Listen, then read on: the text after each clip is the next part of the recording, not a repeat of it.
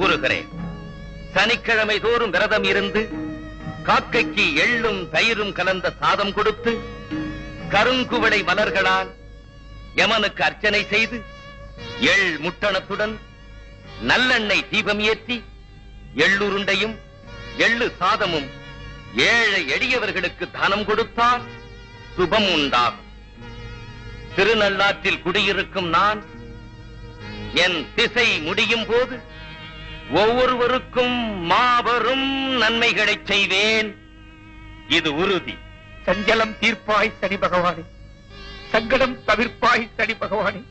ஈஸ்வரா, சனி கொடுத்தால் எவர் தடுப்பர்?